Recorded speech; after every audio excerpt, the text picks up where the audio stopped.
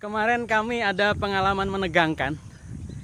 Kami mengadakan acara pelatihan di Temanggung, saudara. Diantar oleh Mas Wawan, tetangga saya, yang saya mintai jadi sopir.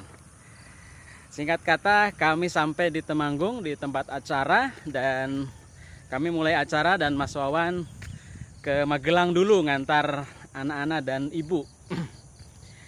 Tidak lama saya memulai acara, saya ditelepon oleh Mas Wawan.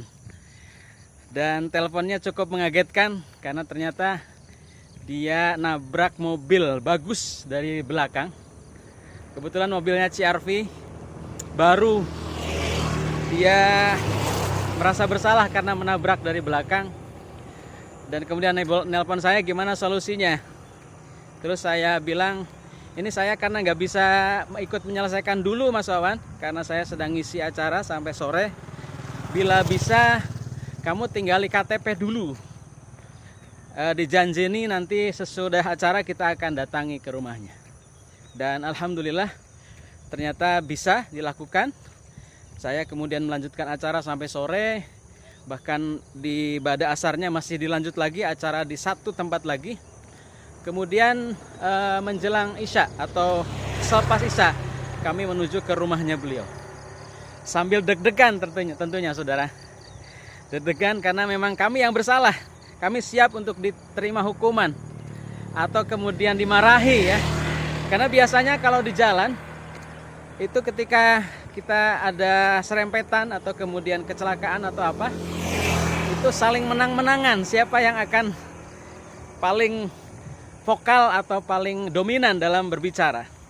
Saya pun juga berupaya untuk men-setting diri untuk ngalah gitu, dan kemudian dengan rasa penuh takut tentunya ya.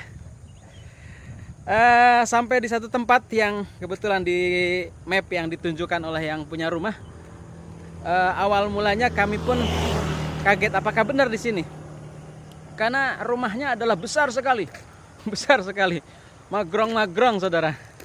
Dan kemudian ketika ditelepon ternyata rumahnya itu.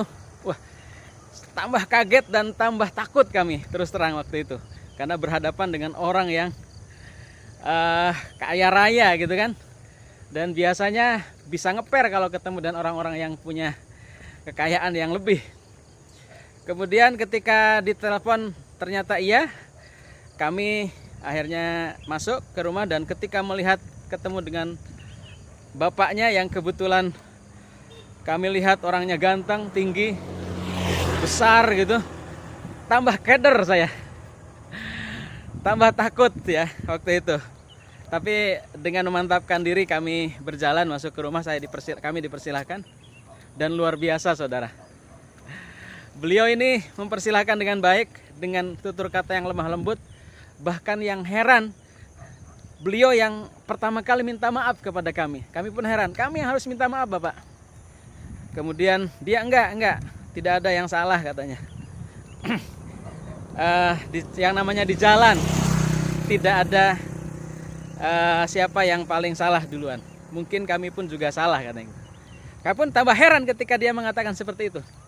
Kemudian saya konfirmasi, Pak, biasanya Bapak atau siapapun orang kalau saya temui kami nabrak itu kemudian marah-marah, mencak-mencak. Tapi Bapak kok enggak? Kenapa? Katanya. Dia kemudian cerita, buat apa Mas saya marah-marah? Enggak menyelesaikan masalah katanya gitu. Enggak menyelesaikan masalah. Dan tahu enggak Mas? Saya beberapa hari yang lalu, ini kami pun juga menjadi terheran juga katanya. Satu hari yang lalu mobil yang saya yang satunya itu pun juga ditabrak oleh truk Mas katanya. Diserempet sampai spionnya lepas dan kemudian bagian kirinya baret-baret dan dimasukkan ke dalam bengkel. Tapi ketika saya mau mengejar itu truk itu, saya pikir nggak usah dikejar. Kenapa dikejar? Kalau toh dikejar ketemu nggak akan selesai juga. Kalau toh selesai tambah masalah baru, malah tambah waktu banyak. Dah biarkan aja, ikhlaskan saja katanya gitu. Dan ini baru saja mobilnya Mas katanya juga nabrak saya. Saya jadi introspeksi, ini ada apa sebenarnya? Baru saja mobil saya kemarin ditabrak, ini ditabrak lagi. berarti ada satu hal yang salah pada diri saya, katanya. Luar biasa saudara, ini satu hal yang sangat langka ditemui di sekitar kita ya. Bapak ini kemudian justru menceritakan seperti itu. Dan singkat kata, kita berbaikan dan menjadi sahabat. Bahkan kami mendoakan keluarga beliau. Kemudian beliau pun juga ketika mau diganti oleh kami sejumlah uang kecil gitu, sedikit gitu, malah kemudian menerimanya, tapi dikembalikan lagi ini untuk kegiatan kebaikan jenengan, katanya. Subhanallah. Ini satu hal yang luar biasa saudara. Satu pengalaman yang menurut kami jarang ditemui di sekitar kita.